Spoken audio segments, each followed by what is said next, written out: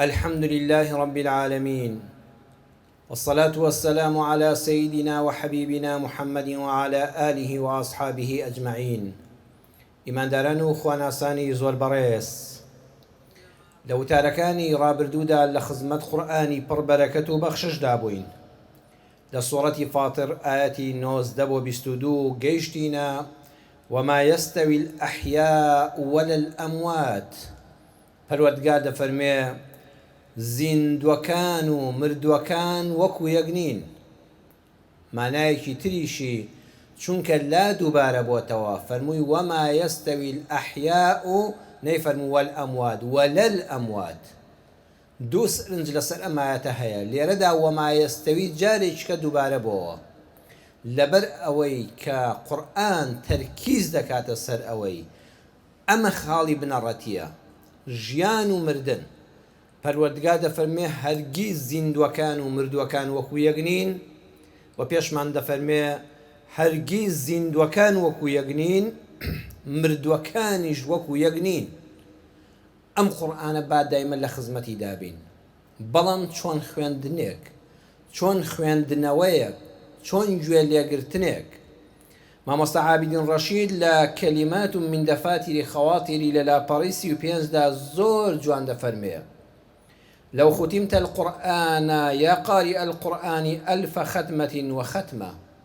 أي قرآن خويني خوشويست أجر هزار يكجار ختم قرآن بكي بلام بلا تدبر ولا التزام، ببي أوي لقرآنك ورد بيتوا، ببي أوي كخوينتوا ولي ورد بيتوا بندي جبجكني فرمان كان قرآن بي لا ولن تبلغ أجر تطبيق آية واحدة من آياته الكريمات المنزلة لأجل التغيير والتحرير من الظلمات إلى النور ومن الضلالات إلى الهدى. هزار يك ختم قرآن بكي بس بخوانوي السريع ناقات أوي يك آية قرآن لي ورد بيوا جيب جيشي كي لجياني خدا وكاري بيبكي أو قرآني كبالوردقار داي بزاندوا لأجل التغيير والتحرير بو قرآنكاري بو رزقار كردني مروفايتي لتاريكستان كان بو نور روشناي إسلام لقمرايا كان كي يكجار زورن بو هداي خواي قولك قرآن يك آية بو إيما لم تاردا أم آية وردقرين وما يستوي الأحياء ولا الأموات. بالا خزمتي دابين بلان بتدبروا لي ورد بينوا ومدوارم بو خوشم و جنابشتان بينراني أمو تارا لجيانش مانداد جيبجي بكين التزامي بيو بكين. يعني هرگيز زیندوەکان و مردووەکان یەکسان نین، يعني ئیماندار و بێ ئیمان یەکسان نین. ئەرە زیندوو مردوو وەکو یەکن نەبەخوا، دەبەخوا قەت ئیماندارێک و بێ ئیمانێکیش وەکو یەک نین، نە لەم دنیا و نە لەو دنیا. چونکە پەروەردگار فەرمووی ولا الأموات نەیفەرموو وما يستوي الأحياء والأموات، يعني هەموو ئەوانەی دەژینیش وەکو یەک نین، هەموو ئەوانەی لەسەر زەوی دەژین وەکو یەک نین، و هەموو ئەوانش کە دنیایان بەجێهێشتەوە مردوون بەخوا ئەوانیش هەمویان وەکو یەک نین. نە زیندوەکانی سەرزەوی هەمویان وەکو یەکن، نە مردووەکانی کە ڕۆیشتون بۆ گۆڕستان هەمویان وەکو یەکن. بەڵێ ئەوانەی لەسەر زەوین، ئەم مرۆڤانەی کە چەند ملیار خەڵک لەسەر زەوی ئەمڕۆ هەیە، چەند ملیۆن لە کوردستانی خۆماندا هەیە، لەم شارەدا، لەم گەڕەکەدا، لەم مزگەوتەدا چەند کەس هەیە هەموومان یەکسانین لەوەدا دەجوڵین، هەمووی دەجوڵێ. ناسنامەمان لە جیفانایە، ناسنامەیەکمان هەیە، فۆرمی خۆراکمان هەیە، لە وڵاتە ناومان هەیە، بەڵام هەموومان وەکو یەک نین. چونکە ژیان ئەگەر هەر بریتی بێ لە لەدایک بوون، لە کارکردن، پارە پەیداکردن، پاشەکەوتکردن، خواردن، خەوتن، هاوسەرگیری، منداڵبوون، پیربوون، مردن. کاکە گەر ژیان هەر ئەمانە بێ بەخوا بەڕێزان ئاژەڵەکانیش هەمان شتیان وەکو ئێمە هەیە، هەل لە جوڵە و کارکردن و ڕەنجدان و زەخیرە پەیداکردن و خۆ تێرکردن و زەواجکردن و بەچکەبوون و ئاخری مردن، ئەوان ژعینەن ئێمن. بەخوا باڵندەکانیش بە ئاسمانەوە لە هێلانەکانیاندا هەمان ژیانیان هەیە. کەواتە تۆ بە بیر و باوەڕ و ئیمان و مەبدەئەکەت مرۆڤی و دەژی. ئەگە ئیمان و مەبدە و بیر و باوەڕ لێکەنەوە، ژیان و زیندووبوونەکەت هەر وەکو ئاژەڵێک و وەکو باڵندەیەک وایە، هیچ فەرقێکن نییە. مرۆڤ بوونی مرۆڤ و ژیانی ڕاستەقینەی بە ژمارەی ڕۆژە خۆشەکانی ناپێورێ. بەو ساڵانەی بەسەری بردوون و سەر و ڕیشی تێدا سپی کردوون ناپێورێ. بەو گەشت و سەفا و سەیرانانەی کە کردوونی ناپێورێ. بە قەبارەی پارە و سەروەت و سامان و پلە و پایە و پاروی چەوری ناپێورێ. بە ژمارەی قەوم و خزم و عەشرەت و هاوڕێکانی ناپێورێ. بەڵکو مرۆڤ بوون بە هەڵوێستەکانی دەپێورێ. تۆ ئەگەر لە ژیانە هیچ هەڵوێستێکن نەبوو بێ، ئەگەر هەموو ژیانت خۆشی بوو بێ، نەبووی. وەلە الئەحیا، ئەوانەی کە دەژین وەکو یەک نین، تۆ بەس زیندوو بووی، بەڵام هیچ هەڵوێستێکن لە ژیانە نەبووە، هیچ قوربانیەکن لە پێناوی جوانیەکانی ژیان و بیر و باوەڕ و مەبدەئەکەتدا نەداوە. بەڕێزان جوان تێبگەن نەما، جوان تێبگە ژیان لەگەڵ زیندوو بوون زۆر جیاوازە. زیندوو مردوو چەندیان فەرقە. ئەوانەی دەژین بە ژیانی ڕاستەقینە لەگەڵ ئەوانەی بەس زیندون و لەسەر زەوی دەجوڵێن، ئەوەندەیان جیاوازی هەیە، وەکو جیاوازی نێوان زیندوو مردوو. بزانە کەسانێک وەکو تاکە کەس، وەکو خێزان، وەکو وڵات و میلەت هەیەن بەڕاستی دەژین، بەڕاستی شایستە بە ژیانی مرۆڤ دەژین، چونکە ئەم شتانیان هەیە. هەر کەسێک، هەر خێزانێک، هەر گەل و وڵات و میلەتێک ئەم شتانەی هەبێ، هەر زیندوو نییە، ژیانی شایستە بە مرۆڤی هەیە. یەکەم ئیمان و بیر و باوەڕ و خواناسی. لا ئیلاهە ئیلا الله محەممەد ڕەسوول الله. ئەمە ڕزگارت دەکا لەم دنیا دایمە دڵخۆش بەخوا، لەو دنیاش پەنا بەخوا ئەگە گوناهیش زۆر بێ ناهێڵە لە جەهەنەما بمێنیتەوە، ئاخری هەر دەتگەێنێتە بەهەشت. کەواتە تۆ لەم سەر زەویە مادام شەهادەی لا ئیلاهە ئیلا الله محەممەد ڕەسوول اللهت پێیە، زۆر خۆشحاڵ بە، زۆر خۆت بە بەختەوەر بزانە. دووەم، ئەو کەسانی کە دەژین لەسەر زەویدا نەک هەر زیندون، ژیانیان وەکو باڵندە و ئاژەڵ نییە، ئەوانن بە ئازادی دەژین نەک بە کۆیلایەتی. ژیانی ئازادی نەک کۆیلایەتی. کۆیلەی جاران پارەی دەدا، جاران کۆیلە هەبوو بەڕێزان، وەکو ئاژەڵ دەفرۆشا و دەکڕدرا، ڕۆژێ لای ئەم بوو ڕۆژێ لای ئەو بوو. گەورەکەی پێی دەوت ئەگەر ئەوەندە دیناری زێڕم بۆ پەیداکەی ئازادت دەکەم. شەو ڕۆژی دەخستە سەریەک، لە خەڵکی دەپاڕایەوە، هاوکارم بن بەس بۆ ئەوەی ئەو تەوقی گەرنەم ڕزگار کەم ئەم کۆیلایەتی لەسەر شان و منم دابم، بەڵکو ئازاد بم، یەک هەوای ئازادی و خاوەنبوونی خۆم، بەس عەبدی خوا بم و عەبدی خەڵک نەبم. کۆیلەی جاران ئاوا ڕەنجی دەدا بەس بۆ ئەوەی خۆی لە کۆیلایەتی ڕزگارکە.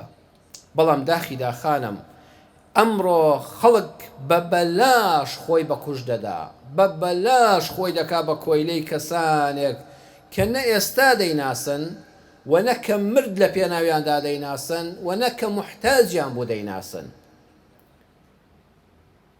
بەندەکان لەسەر دینی پێشەواکانیانن، بەڵام ئێمە الحەمدولیلا لەسەر دینی مەلیک المولوکین کە ئەڵڵایە، پاشای هەموو پاشاکان بەس ئەڵڵایە. تۆ چەند بەختەوەری کە ئازادی لەبەرەوەی لەسەر دینی ئەڵڵایی، بەڵام خەڵکی تر کە ئەڵڵا ناز نییە لەسەر دینی پێشەواکەیەتی. خراپترین جۆری بتپەرستی، خراپترین جۆری بتپەرستی بریتیە لە پەرستنی بەندەیەک بۆ بەندەیەکی وەکو خۆی. بەخوا جاران ئەبوو جەهل و ئەبوو لەهەب کە لات و عوزایان لە مەککە پەرستووە، زۆر باشتر بوون لەو کەسانەی مرۆڤێکی وەکو خۆیان دەپەرستن، چونکە ئەو بەردە هیچ زەر و زیانی نەبووە، ئەم هەر خۆی گومڕا بووە، ئەو بەردەی بەخوا زانیوە، بەڵام ئەوەی کە ئەمڕۆ خەڵک عەبدێکی وەکو خۆی بەخوای خۆی دەزانێ و دەیپەرستێ و ئەمر و فەرمانی بە بێسڵەمینەوە جێبەجێ دەکا ئەڵە قوربان بەس تۆ فەرمو فڵان کەس کوژە دەیکوژم گوناهەت چییە حرامەت چییە بەس جەنابت بفەرمو ڕقل لە فڵان کەس بێ من نازانم بۆ ڕقم لێ بێ ئەبێ ڕقم لێ بێ ئێمە عەبدایەتیە ئەمە کۆیلایەتیە جا ئەو بەردە هیچ ئەمری خراپەی دەرنەدەکرد چونکە هیچی نەدەوت بەس ئەم ئەمری خراپیشت پێ دەکات لە شەیتان خراپترە عبد الله حر عزيز كريم هر كسيك عبد الله به كبيغمبر صلى الله عليه وسلم فرموي أحب الأسماء إلى الله عبد الله خوشترين ناولاي الله بريتيا لعبد الله بلام هي عبد الله ناوا كجيكو إليه خلق بداخوا هر كسي عبدي خوابه براستقينه آزاده دائما سربرزه دایمە بەخشندەیە چونکە خوا دەناسێ بەخوا پاروێنانی هەبێ حەزەکە خەڵک لەگەڵ یا بخوا بەڵام وعەبد العەبدی ڕەقیق ذەلیل لەئیم ئەوەی عەبدی کەسێکی وەکو خۆیەتی بەردەوام کۆیلەیە بەردەوام زەلیل و داماوە بەردەوام ناکەس بەچەیە نانبڕی خەڵکە حەزی بەخۆشی هیچ کەسێک نییە وەڵڵاهی وایە کە تۆ عەبدی خوا نەبووی عەبدی کەسێک بووی حەز دەکەی بۆ ئەوەی تۆ دایمە لای فڵان کەس لە پێشتربی هەموو خەڵک بەخۆشچێ بۆ ئەوەی تۆ زیاتر نان وەرگری هەموو خەڵک نان بڕاوە بێ بۆ ئەوەی پۆستەکەی تۆ لە دەست نەچێ هەموو خەڵک لە ناوچێ چاولێ لە ئیم دەبی ئەبی بە ناکەس بەچە بە کەسێکی ناشەریف دوو لە ڕووی جەنابتان ئەم عەسرە ئەم سەردەما سەردەمی وەسەنیەتە سەردەمی بتپەرستیە بەڵام داخی گرانم ئیبراهیمی نییە عەلەیهی السەلام بەخوا وەکو سەردەمی ئیبراهیم چۆن یەکێ داری دەپەرست یەکێ بەردی دەپەرست یەکێ مانگی دەپەرست یەکێ ئەستێرەی دەپەرست یەکێ ماری دەپەرست یەکێ مشکی دەپەرست ئەم ڕۆژ سەردەمی بتپەرستیەکەیە بەڵام ئیبراهیم نییە بێ بتەکان بشکێنێ ئەمڕۆ سەردەمی مرتەدبوونەوەیە خەڵکێکەیە لە دین وەرگەڕاوە بەڵام داخی داخانم ئەبوو بەکری سدیق نییە لە سەردەمی ڕیددەدا ئەمڕۆ سەردەمی سەلیبیەت و سەهیۆنیەتی عالەم هاتووە و دەیەوێت لە ناومان بەرێ بەڵام بەداخەوە سەلاح الدینی ئەیوبیمان لە ناودانیە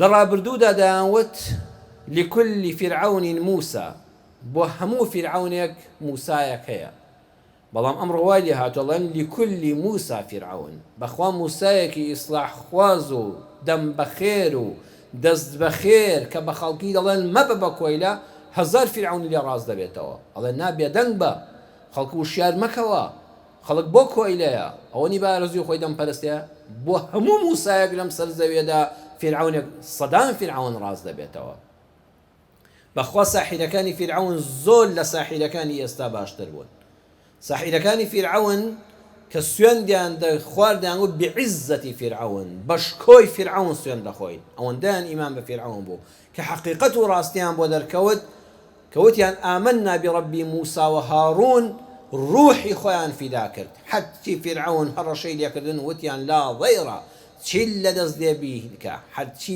منەت نەبێ ڕوحمان دەرێنە حەقیقەتمان ناسی بەڵام ئەمڕۆ ئەوانەی کە ساحرن بۆ فرعونەکانی ئەم زەمانە خەڵک دەخەڵەتێنن جا هەیە مەلای مزگەوتە هەیە ڕۆژنامەنووسە هەیە لەسەر تیڤیەکان و ڕاگەیاندنە هەیە بە کتێب بە مەقالات بە شیعر بە باڵای زاڵما هەڵدەڵێ و خۆشی وەڵڵاهی دەزانێت کەوانیە خۆشی دەزانێت فڵان کەس ڕاز نییە بەڵام بۆ پارە بۆ پاروو بۆ پلە بۆ ئەم سێ پێیە ئومێدێکی هەیە ئەم زاڵمە پلەیەکی بداتێ پاروێنانی چەوری بداتێ پارەیەکی بداتێ ئەو خەڵکە گەوژ دەکا ئاەت و قورئانەکەی بۆ دێنێ دەڵێت لە ژێر خزمەتی فڵان کەسا بە پەنا بەخوا لە ساحیرەکانی فرعون خراپترە چونکە ئەوان ڕاستیان زانی ئیمانیان هێنا ئەم ئیمانی هەیە موسڵمانە حەقیقەت دەزانێ ڕاستیەکان دەزانێ کە چاواشەکاری ئەو خەڵکە دەکا بەڵام ئێمە مامۆستایانی حەقیقەتی ئیسلام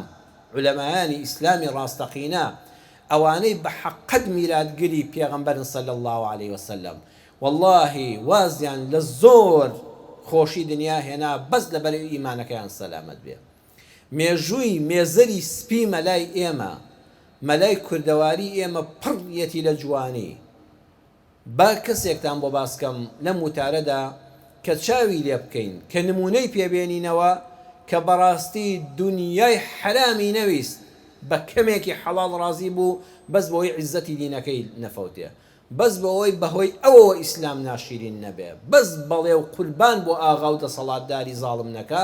ئەویش مەلا حەسەنی دزڵی مەردۆخیە. مەلا حەسەنی دزڵی مەردۆخی بەڕێزان لە ساڵی 1854 زاینی لەدایک بووە. 11 ساڵ لە قاهیرە خوێندوێتی لە کوردستانەوە، لێرەوە چۆتە قاهیرەی میسر. 11 ساڵ لەوێ خوێندوێتی کە بۆتە مامۆستا. 9 ساڵ مامۆستای زانکۆی ئەزهەر بووە ئەو مەلا کوردە. 9 ساڵ دوای خوێندنەکەی مامۆستای زانکۆی ئەزهەر بووە.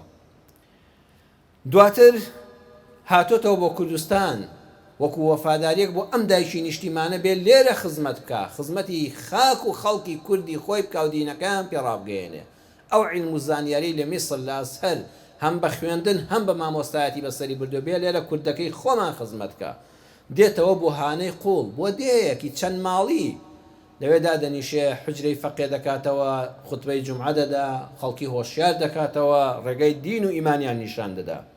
ئەبێتە ئیمام و خەتیب لە ساڵی 1942 لە دزڵی وەفاتی کردو و گۆڕەکەی لەوەیە لە دزڵیە، لە دزڵی ڕۆژهەڵاتی کوردستان. دەسەڵاتدارێکی ئەو سەردەمە پێی دەڵێ قوربان تۆ بەو هەموو خوێندەواریەوە جاکە دێتەوە کوردستان لە وەزیری، لە پلەداری، لە مدیری، لە هەرچیش پۆستە دەخرێتە بەردەستی، ئەڵێ بەخوا هیچی مناوێ. ئەڵێن قوربان تۆ 9 ساڵ مامۆسای زانکۆی ئەزهەری میسر بووی لە قاهیرە، بەس وەرە چیت دەوێت لە خزمەتتایە؟ ئەڵێ بە ئیمانەکەم پارێزراو بێ. واللهی لەگەڵ دەسەڵاتداران تێکەڵاو بم ئیمانەکەم دەکەوێتە خەتەرەوە. جا ئینسان کە ئیمانی نەما ئازادیشی نامێنێ، کە ئازادی نەما و کۆی لەبوو هەل لە دنیادا مردووە پێش جەهەنەمی قیامەت هەموو شتێک ڕەت دەکاتەوە. لەو دێدا لەگەڵ ئەو خەڵکە فەقیر و هەژارە خزمەتی ئاینی ئیسلام دەبێت. دەسەڵاتدارێکی ئەو سەردەمە نامەیەکی بۆ دەنێرێ و پێ دەڵێ وەرە لە لای من ببە بە نووسەر، ببە بە قازی مەحکەمە، هەر چ شتێکت دەوێت لە خزمەتتایە. بەڵام ئەو پیاوە زۆر بێدین دەبێت، دەیەوێت لە ڕێی ئەم مامۆستا ئاینیەوە پلەی خۆی بەرزکاتەوە، بە شعرێک جوابی دەداتەوە. دەفەرمێ قودرەت و سەروەت، جاه و جەلالات، پێشکەش بەوانەی پێیان شیرینە. سەتف و لەعنەت لە قوربان لە ئاغا فەرمووی یەکجارم قینە. ئای ڕقم لەوەی ئەڵێم ئاغا جەنابی ئاغای فەرمووی خۆم زەلیل ناکەم بۆ فلس و دینار، ئەویش لە سایەی عیزەتی دینە. ئیسلام و عیزەت، عیلم و کەرامەت، کورد و شەرافەت ڕەسمی دێرینە. هەیهۆ چەند دوورین من و نۆکەری، هەیهۆ چەند دوورین من و نۆکەری، ئەمەش هەر جۆرێک کاسە لێسینە. سەلام سەییدی وێرمەنە دینار، خوێکی پیس و زۆر ناشرینە. ناکەومە پینەی درۆی ئاغایان، ناکەومە پینەی درۆی ئاغایان، کەوش و کراسی خۆم دەکەم پینە. کراسەکەم و پێڵاوەکانم دڕابن پینەیان دەکەم و پەنچەریان دەکەم و دایان دوورمەوە، بەڵام قەت درۆی ئاغاکان و دەسەڵاتدارەکان پینە ناکەم، قەولی شەریان بۆ نایەنمەوە. آخر من قورئان وا لەسەر سینەم، الطەیبات للطەیبینە. جارێکیان کۆمەڵێک مامۆستای مەریوان دەچن بە میوانداری بۆ لای ئەم زاتە پایە بەرزە، بەڵام مامۆستا دیارە لە دوای ئەوەی کەنانی نیوەڕۆیان دۆخەوایان دەبێ، بۆ ئێوارەش نانی گەنمیان نابێ، نانی ئاردی بەڕوویان دەبێ، هەر ئەوەیە کە دەخورێت. یەکێ لە میوانەکان کە زۆر هاوڕێی دەبێڵە جەنابی مامۆستا کە نەتوانی گیسک و برنجمان بدەیتێ، وەرە هەر کولێرەیەکی گەنمت بۆ ئێوار بۆ ئامادەکردنایە، تخوا ئەم نانی بەڕووە بە ئاویشەوە قوون ناچێت. مامۆستا مەلا حەسەنی دزڵی ئەو عالمە گەورە، ئەو هەموو بڕوانە مەزانستیە، 9 ساڵ مامۆستای جامیعەی ئەزهەری ئەو کاتە بووە. ئەفەرمێ وەڵڵاهی فڵان کەس حرام ناخۆم، بەخوا حرام ناخۆم، بەخوا حەڵاڵیشم دەست ناکەوێت ئەمە نەبێ، ئەوەی بە حەڵاڵی و ڕەنجی شان بێ ئەم نانی بەڕۆم دەستکەوتووە، ئەو دۆخەوای نیوەڕۆیە بەخوا بە حرامیش بێتە بەردەستم نامەوێ. مامۆستاکەش دەڵێ حەڵاڵخۆری مای کەم دەسەڵاتیە. مامۆستا بەخوا حەڵاڵخۆری مای کەم دەسەڵاتیە، ئەوە دەستن ناکەوێت بە حرامی نادەت خوارد، ئەویش دەفەرمێ بەخوا وانییە. ئێستا تاقی دەکەمەوە. نامەیەک دەنووسێ و کابرایەک بانگ دەکات، دەڵێ وەرە ئەم نامەیە بەرە بۆ فەرەجوڵڵا بەجی ئەڵمانە. فەرەجوڵڵا بەک پیاوێکی دەسەڵاتدار دەست ڕۆیشتوو وەکو پارێزگارێکی ئەم سەردەمە زیاتر دەستی ڕۆیشتووە لەو سنووری کوردستانی ڕۆژهەڵاتە ئەڵێ ئەم نامەی بۆ بەرە نامەکە بەس ئەمەندە شیعرەیە بە زمانی کوردی ئەو دی نووسراوە دەفەرمێ فەرەجێ لەم دڕیا میمان واردەش گەرەکە ئامان سەد ئامان وەفریام یاوە میکایل ئاسا ئابڕوشا بەردا مەلای مەریوان کۆمەڵە مەلای مەریوانم میوانن هیچی وام نییە خزمەتیان پێ بکەم ئەی فەرەج دەرگایەک بکەوەوە میکایل ئاسا خەزیێنەکانت هەڵڕێژە و هاوکاریم بکە کابرا نامەکە دەبا فەرەجوڵڵا کە ئەمە دەبینێ مامۆستا یەکەم جارە داوای شتێکی لێ بکە ئەڵێ کوڕە هەی بەسەر چاو باری یەک هێستر بەس برنج و ڕۆن و خواردنی بۆ ئامادە دەکا پێداویستیەکانی ژیان دوو گیسکی قەڵەویشی دەبێت دابەستە بۆ خۆی دایناوە دەڵێ ئەو دوو گیسکەشی بۆ بەرن سەری بڕۆی بیکا بە گۆشت و گۆشتاو 4 قڕان پارەی ئەو زەمانش کە پارەیەکی زۆر بۆ ئەوەشی بۆ دەنێرێ کە دەگەنە بەردەمی ماڵی مامۆستا و میوانەکان هەر لەوێن هەر فەورەن بە نۆکەرەکانی خۆیدا بۆی دەنێرێ مامۆستا دەڵێ پێی بڵێن سوپاسی دەکەم تەنها تاقیم کردەوە میوانەکان لەن مامۆستا بە خاتری خوا ئەم هەموو زاد و زەخیرێ تۆ نانی بەڕوو دەخۆی ئەم دوو گیسکە قەڵەوە ئەم فەردە برنج و تەنەکە ڕۆنە ئەم شەکر و چاجوانە باری یەک هێستر زەخیرەت بۆ هاتووە 4 قڕان پارەی زەمان کورە چۆن ڕەتی دەکەیەوە چۆن پێغەمبەر صلی الله علیه و سلم هەدیە ڕەت کردوێتەوە ئەی ئەم نامەیەت بۆ نات ئەڵێ لەبەر قسەکەی ئێوە وتتان حەڵال خۆر حرام نەخواردن مای بێدەسەڵاتیە والله ئەوە تا هێناوە لەبەر دەست مایە بەڵام من ئەو پیاوە دەناسم کە چەند حرام خۆرە چۆن فەقیر و هەژار و جوتیاری داما و دەڕوتێنێتەوە خوایەتی من بەس یەک مەرحەبایی بکەم بەهۆی منەوە ڕووی خۆی سپی کاتەوە کوڕە من چۆن شتی وا دەکەم من قورئانم لەسەر سنگە من وشەی خێر بە خەڵک دەڵێم چۆن دەمە پیاوێکی ئاوا بۆ دوو جیسک و بۆ پەردەیە برنج و تەنەکەیە ڕۆن و 4 قڕان هەرچی دەڵێن دەڵێ بیبەوە لە شوێنی خۆی داینەوە بڵێ تا پەیامەکەت گەیشت بەس داخیکردنەوە بوو ئەمە ئیمانە بەڕێزان ئەمە ژیانە ئەگەر ئینسان بەم ئیمانەوە ژیا بەم عیزەتەوە ژیا بەم ئازادیەوە ژیا وەڵڵاهی ژیاوە ئەینا بەخوا کەوانە بوو بەس تۆ زیندوو بووی هیچ فەرقن نییە لەگەڵ ژیانی ئاژەڵێکا دوو لە ڕوویەوە لەگەڵ ژیانی باڵندەیەکە کە ژیانێک بەسەر دەبا و بۆ خۆی لەلایەکە لار دەبێتەوە بابەتی جیاوازی نێوان ژیان و زیندووبوون بابەتێکی زۆر بە چێژ و پڕمانایە و دڵی بۆ ئێستا قورئانەکە دابەزیوە وما يستوي الأحياء ولا الأموات لقل ما دابن بويستي خواي قولة لجمعي دا هاتو دا تواوي دكين يا ربي خواي پروردگار رحم من بيبكي خواي أم إيمانت بي خلاط كردين بردوام لدل ما نابه لسري بجين ولسري بمرين بم إيمان بختوري دنيا وقيامت مانكي يا ربي خواي جياني راستقين من هبه لسر زويدا نكهر زين دوبون يا ربي خواي بأزادي خلقت كردين نبين بكويلي كس نبين ببياوي كس وشي ناحق وكز نلين يا أرحم الراحمين شفای نەخۆشەکانمان بۆ بنێری یا رب العالمین یا ربی خوا شفای هەموو نەخۆشەکانمان بۆ بنێری ڕەحم بە حاڵی هەموو لایەکمان بکەیت چاکە خوازان دەم بە خێران خوا دەنگیان زوڵاڵکەی ناحەزانی دین و ژینمان هیدایەت بدەیت ئەوانیش بێن لەم سەر سفرەی ڕەحمەتی ئیسلامە یا ربی خوا بارەمەند بن خوای ئەوانە ئیسلام ناناسن ئەگەر وەکو ئێمە بیناسن ئاوا شەیدای دەبن عاشقی دەبن شوێنی دەکەون یا ربی خوا هیدایەتی ئێمەش و هەموو لادینەکان بدەیت هەمومان بەم قورئانە بەختەوەرکەی قورئان بخوێنین تەدەبوری تێدا بکەین لێی ورد بینەوە ئەم قورئانە ڕزگارمانکە لە هەموو جۆرەکانی کۆیلایەتی لە هەموو مەینەتەکانی قیامەت هەتا دەمان خاتە بەهەشتەوە خوا بە بەهەشتەکەی خۆت شادمانکەی آمین آمین والحمد لله رب العالمين